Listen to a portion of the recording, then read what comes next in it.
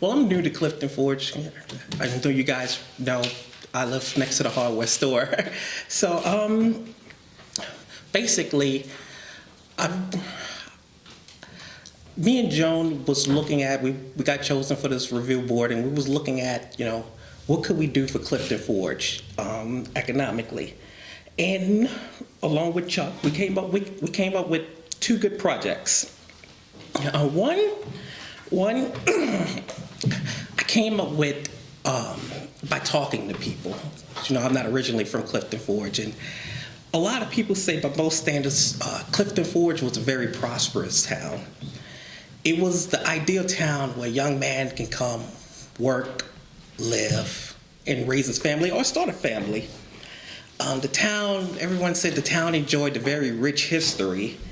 It had beautiful landscapes, and it had an abundance of resources. A lot of stores were open, and you can go into the stores and things like that. But due to sudden changes in the economy, unexpected events and the advancements of technology, a town can see prosperity vanish as this town has. So the current generation now don't have access to the same opportunities their parents and grandparents had. So what I was looking to do is,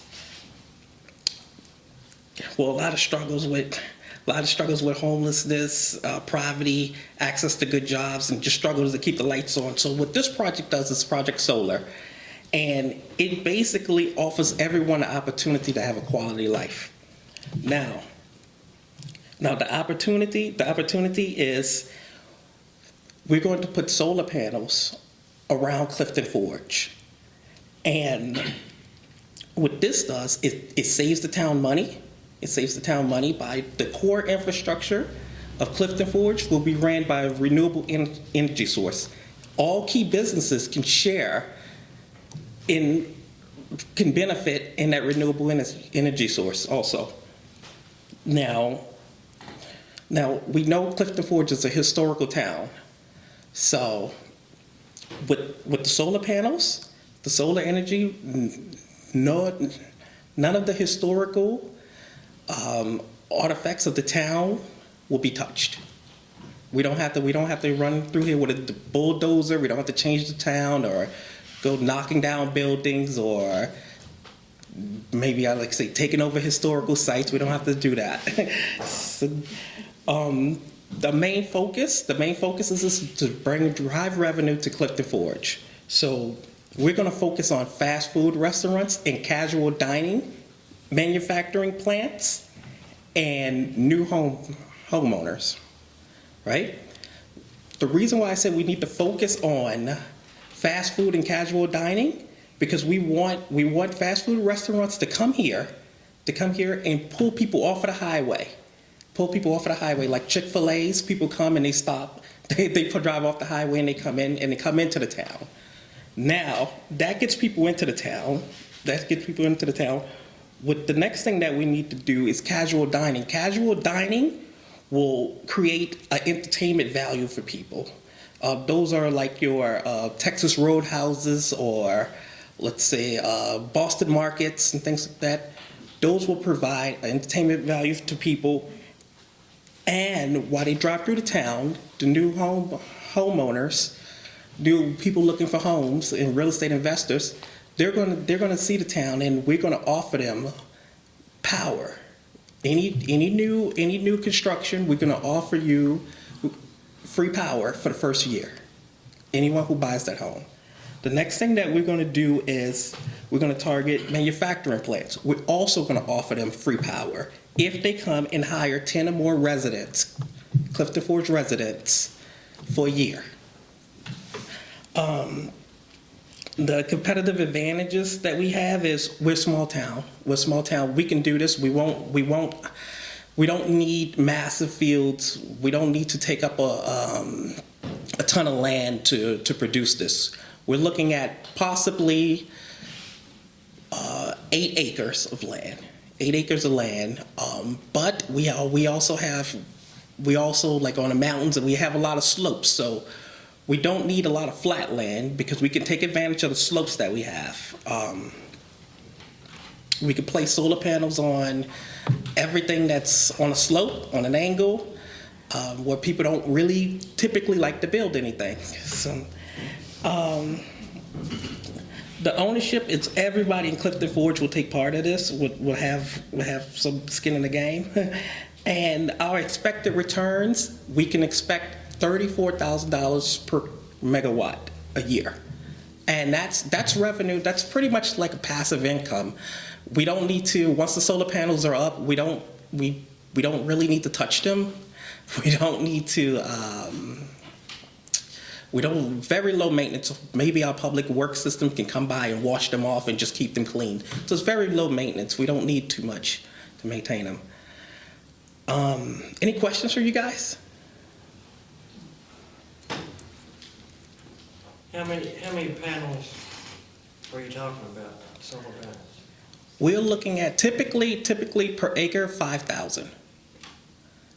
1 megawatt of power, that's what we want. So basically like solar fields, you'd have panels, just a field full of solar panels, is that what you're saying? Yes, but our advantage is a lot of places are on a slope, so we can actually put those panels on those slopes where we really can't build on. Mm-hmm. So that's our advantage that we have over bigger towns that wouldn't be able to accomplish this without.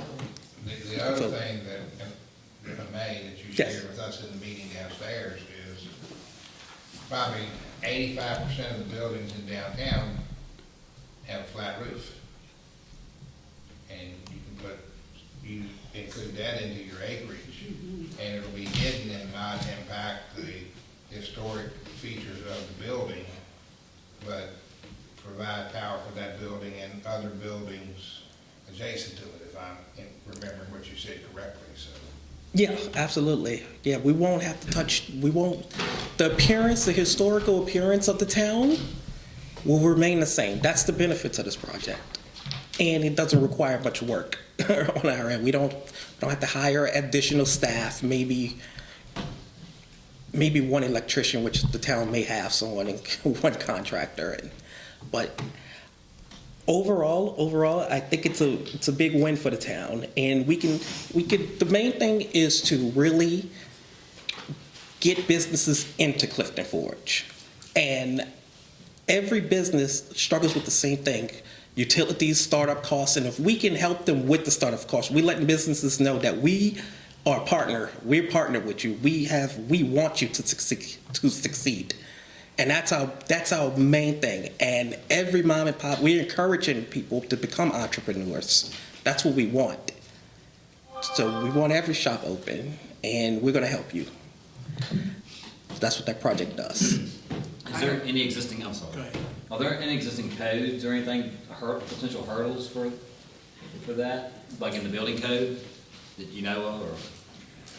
All details to be worked out depending on what gets selected and the size of the project and that kind of stuff. But I'm not aware of anything specifically related to solar facilities, but it's certainly going to be some sort of construction. I'm guessing there's some programs with initial upfront costs, I guess, maybe. Yeah. That's it's very little. This program, just a little bit. It doesn't require you to have a lot of initial capital. They may ask us to come up with about 3 or 4% of the initial costs. Then how do you pay the other 97%? Oh, they will fund it. They'll fund it for us. The federal government will cost the town Typically with projects like this, they like you to have something in. They would like you to contribute something, but it's very little. It's the most I've seen doing the research of this since I joined this program. The most I've seen, the town had to put in 5%. The typically average is about 3 to 4%. Yeah. Do you have any idea what an acre? What you say? How much you say was on an acre?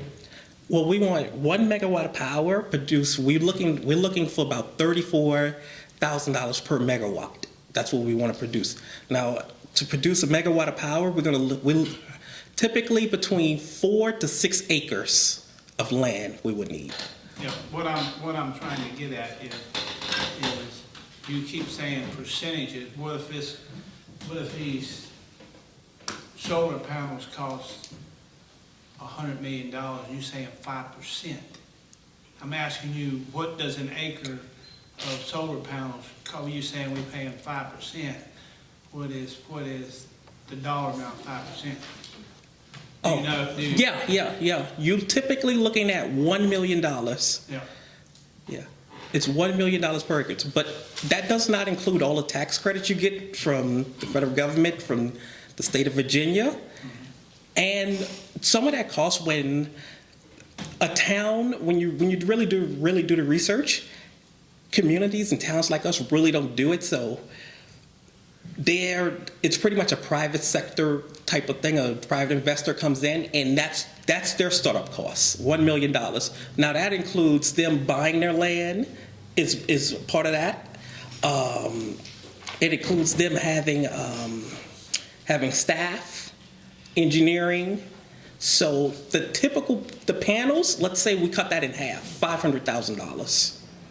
So if you're looking at, they actually pay like 10% of $500,000, that's like, I believe, $50,000. So very, won't say low, but to the benefits, you get $34,000 a year. So the ROI, you're pretty much looking at break even around about 2-3 years. Yeah, and when you said roof, I'm a roofer. When it comes to do for a roof, Yeah. how do you remove these things and put the roof on? And I know you're not the engineer. Yeah. You know what I'm saying? But it gets more complicated than setting them up on that roof. I've seen them on people's houses, and I get out and I walk over, look, and I'm like, how do we put a roof on that? How are we gonna? Well, the very first thing that we do is we're gonna find a land that doesn't require you to put them on a roof. Or we're gonna put them on stilts first.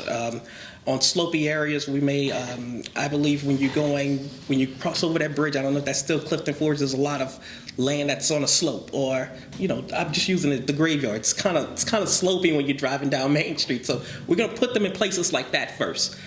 The benefits of that is, as we put one, the town starts to get revenue from it. It starts to pay us dividends. We put 2, we get dividends. So it's not like something that we have to go and, all right, we put it up and now we got to try to sell it to somebody, or we're looking for somebody. It's the payout starts immediately. As soon as one's up, we selling the power back to the grid, and we're getting paid. So, and as we progress on, then we'll start putting them on roofs. We'll talk to some people whose roofs are in good shape, and then we'll start maybe leasing their roofs from them, and say, okay, if we could put the panels on there, we'll maybe pay you, or some sort of benefit, may benefit you in some sort of way. I was gonna say, what if homeowners are interested in this? Homeowners wanna put them on their roof, they've got a great spot, and they've got a great roof that. Yeah, we encourage them to put it on a roof, because if they put them on a roof for us, then we don't have to, they're not using our power from our account. So we encourage them to put them on a roof, and if they let us put our solar panels on a roof, then, that's even more money, because we're not responsible for the roof after that. They'll maintain their own solar panels, and, the town to cut them a break, for putting the panels on there. And anybody that wants to, take their house off the grid, I think it's a perfect opportunity for them if they want to. And the town can help them with that. A lot of people want to build off the grid and be off the grid, but they don't have the finances to do so at first. So the town can actually help them with that.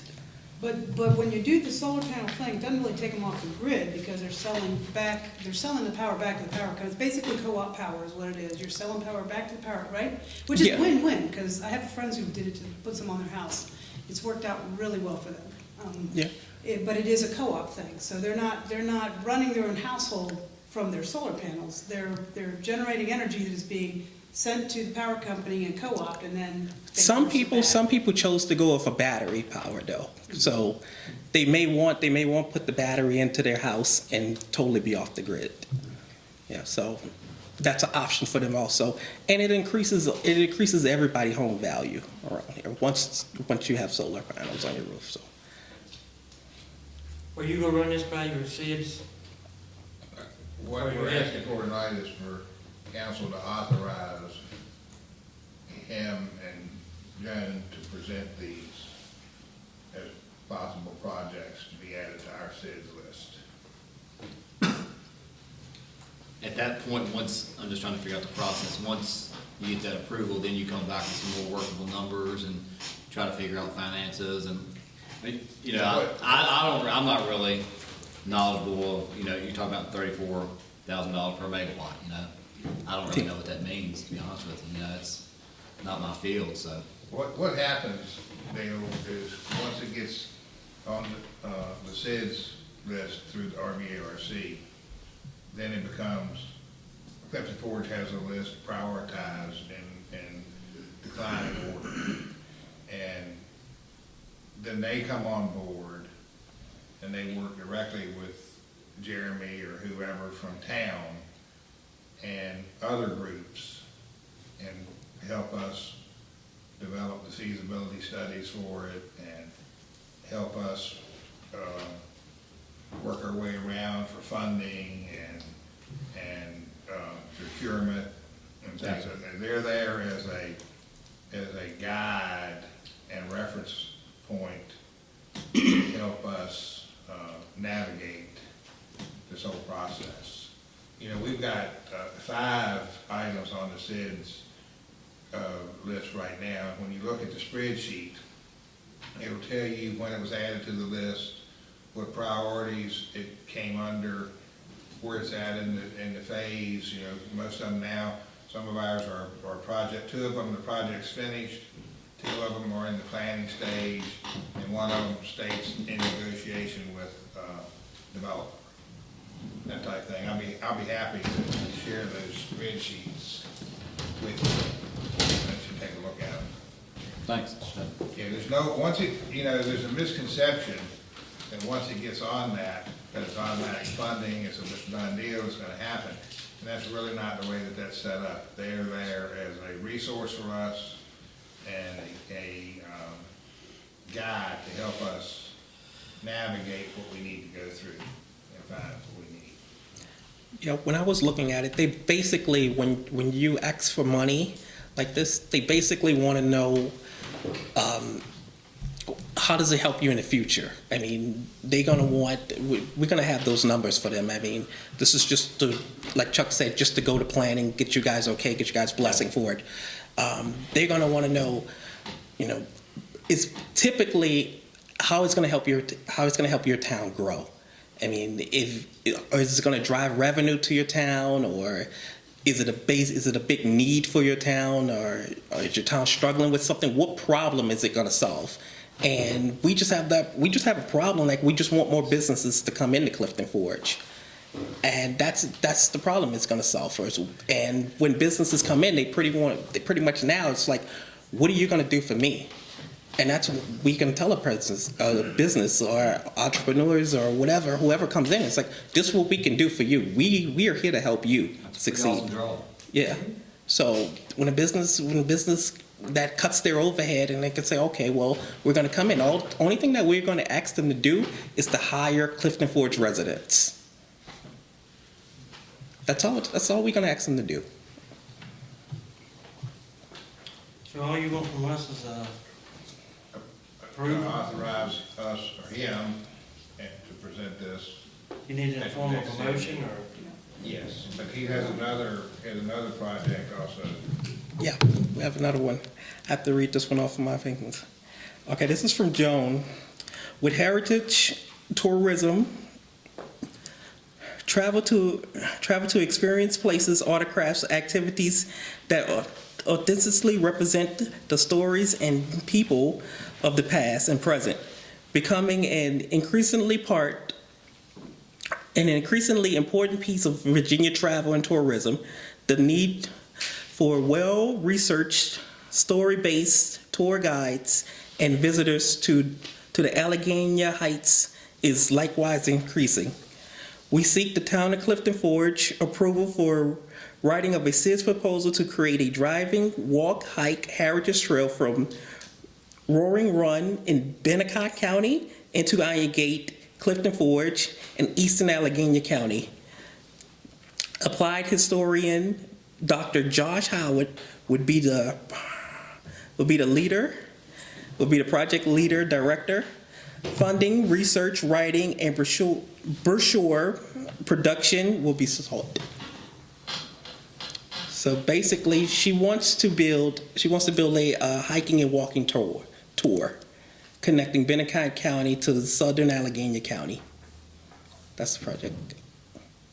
Rolling Run to Clifton Forge. That's a long walk. I need a bike. I need a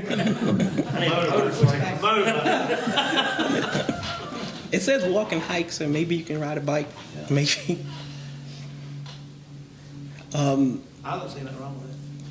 No, I think it's pretty exciting. I would like to see it on a map, because that is pretty intriguing. It would have to be done in phases. It would just be a like that. long, drawn-out process, but still, you don't get anywhere until you get it started, which, I'm all about some trails. I'm a retired park ranger, I'm just saying. Any questions on that? Yeah, I got a lot of questions. All right, go ahead. You ain't got enough time tonight. If we do this, and we have this put on this list, do they have to continue to come back to us to keep us updated on what's going on?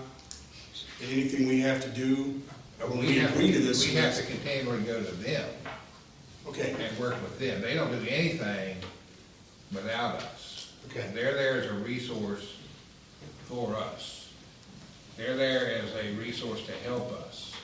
They don't take this and run with it. They help us find what we're looking for, and they work with us on this. And they of all of the projects submitted annually, they pick the top 10. Yeah. And they have a top 10 list. That doesn't mean that the others on the list are forgotten, but the top 10 are the ones that are going to receive the most focus. So we have been on that list We're on the list now at 5, in the top 10? not on the top 10, no, but we have 5 on the list. Every locality has projects on the list. And, a lot of the projects that are put on the list really come through and come to fruition. Some of the projects on the list for all localities never come to fruition. And then every so often you have to revamp your list and make decisions to remove certain projects and add new projects. And so many of ours are in the project completed stage or in the planning completed stage. It's time for us to introduce some new projects to start working through the process with.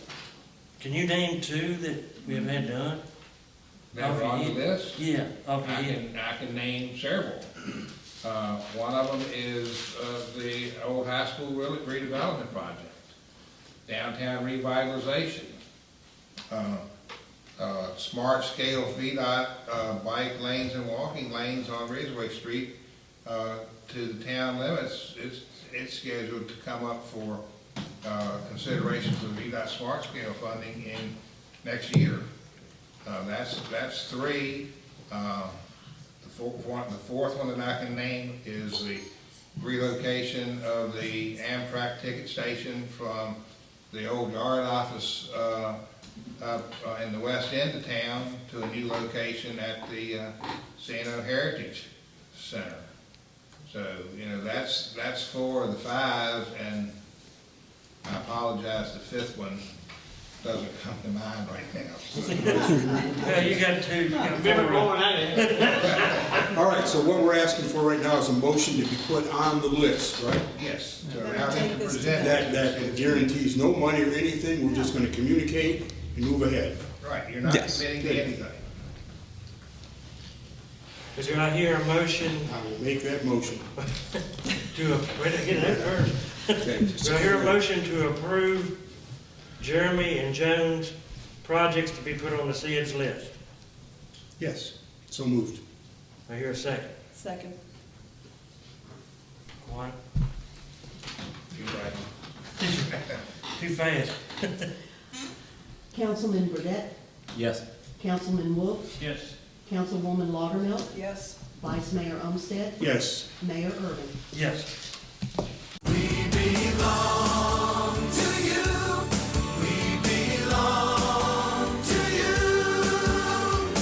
Want a car loan with a little get up and go? Our credit union offers quick loan approvals and great rates. Our loans get you on the road fast because we belong to you. Jackson River Community Credit Union. We belong to you. Online at jacksonrivcomcu.org. We're federally insured by NCUA. We're an equal housing lender.